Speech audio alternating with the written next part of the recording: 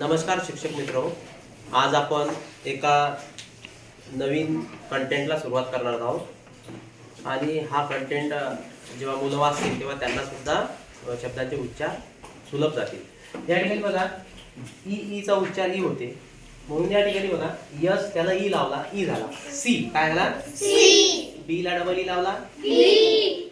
जे ला double E ला जी, प म्हणा जी प, जी प म्हणा सी ना डी प नी रा पी रा नी रा डी प नी रा बी ना सी का सी रा पी का ली का सी म सी ट।